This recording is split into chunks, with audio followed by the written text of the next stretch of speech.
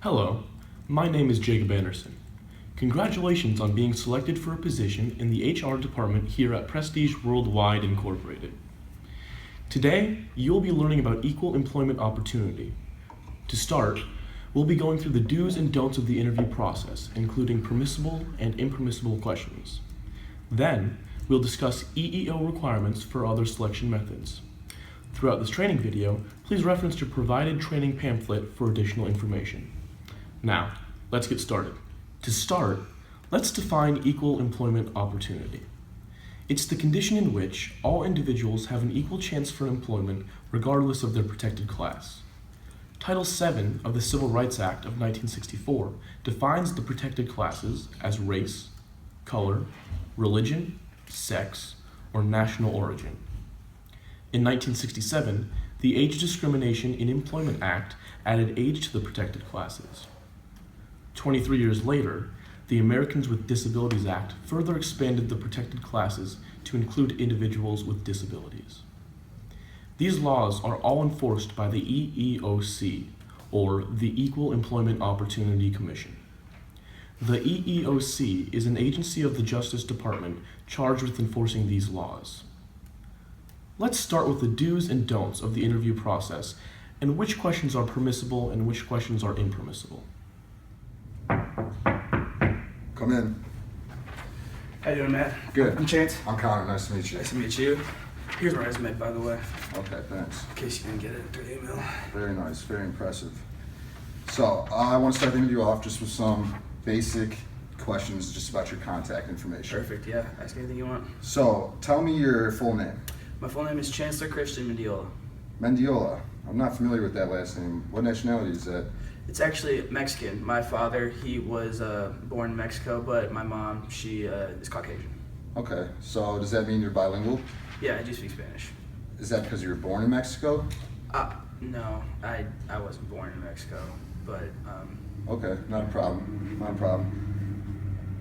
What would you say your strengths and weaknesses are as a candidate for the position at Prestige Worldwide? well, I would definitely say that my strengths have been that I'm a team player. I like working in the team environment and achieving the goal, like with my other co-workers, so to speak. I would also say my weakness though is that I'm not that good at communicating. Okay. If you could tell, I tend to have a stutter sometimes when I talk, and so when I'm trying to get my point across, it takes me a little bit longer than the usual person. But I usually, when I take my time, I can definitely, talk. Interesting. Okay. So, next question. What college did you graduate from?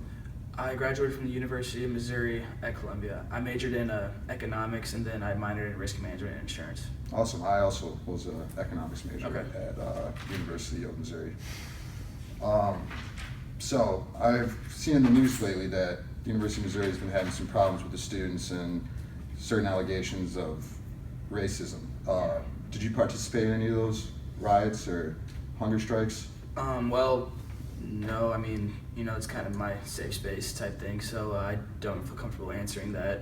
I tried to avoid them as much as I could, but I understand. So here at Prestige Worldwide Incorporated, we place heavy emphasis on leadership and those sort of qualities that will allow a person to excel in the workplace. Why don't you tell me about a time you demonstrated strong leadership qualities?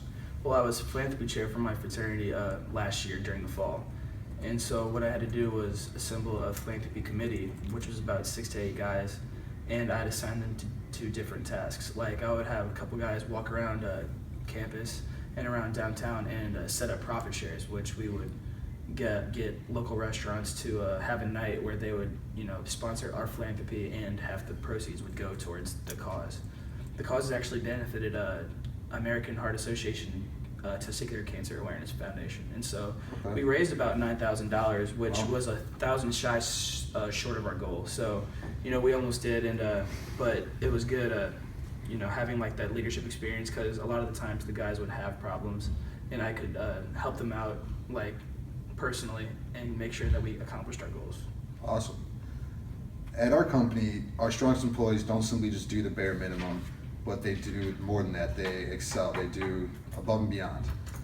Can you name a time in your professional career that you went above and beyond?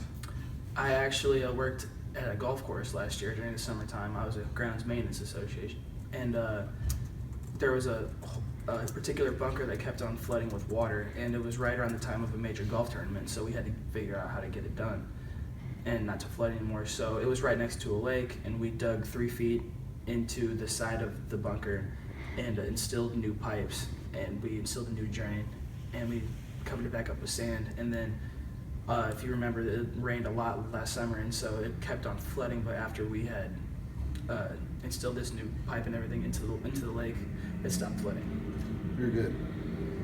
Just a few more questions. Can you provide the names of any relatives or friends that currently are employed at Prestige Worldwide Incorporated? Yeah, Dale Dobek. Oh, Dale. I like Dale. He's one of our strongest employees. Oh, yeah. Is he your son? No, he's not. Okay. Last question. Have you ever been convicted of a crime? No, sir, no, I haven't. But you've been arrested though, right? I don't feel comfortable answering that. I mean, are you aware that like some of the stuff you've been saying is against like equal employment opportunity? I'm not sure. Sorry about that. Do you have any more questions for me? No, that was my only one. Okay, thanks for coming in, Chance. Yeah, thank you. Good interview. We'll let you know our decision in the coming weeks. Thank you. Chance is right. Many of the questions that Connor asked Chance were impermissible by law according to the EEOC. Equal employment opportunity laws determine which information a company can gather from potential candidates on application forms or in interviews. The sort of questions that are impermissible are ones that directly or even indirectly inquire into a candidate's protected class. Connor started the interview by asking Chance for his full name. When Chance responded, Connor then asked what his nationality was. This question inquired into Chance's national origin, which is a protected class under the Civil Rights Act. This question is considered impermissible. Asking Chance if he is bilingual is a permissible question, since being able to speak multiple languages is a sought-after quality in potential job candidates. However, asking Chance if he was born in Mexico after he stated he spoke Spanish is an impermissible question. Again, this question inquired into Chance's national origin, which is a protected class. Asking a candidate which university they attended is a valid, relevant question in a job interview. However, asking a candidate an inappropriate, irrelevant question regarding their political views isn't valid for trying to assess their potential performance. Having a relative that works for the company you're being interviewed at can be a valid reference. However, when Connor asked Chance his relationship to the relative he named, he asked an impermissible question. This question inquired into Chance's protected class, specifically his familial status. While it is legal for companies to ask a candidate if they've ever been convicted of a crime, it is impermissible to ask Chance if he's ever been arrested. Being arrested doesn't necessarily end in a conviction and is therefore impermissible. Maintaining a selection process that adheres to the condition of equal employment opportunity doesn't just apply to interviews. Another selection method that is sensitive to equal employment opportunity is the pre-employment test. Federal regulations require that any pre-employment test must be administered and constructed in a way that avoids discrimination and doesn't offer an unfair advantage to a certain class. If we were to administer a pre-employment test at Prestige Worldwide Incorporated that appears neutral yet damages a protected group, we would be required by law to show that there is a business necessity for the adverse impact of this test.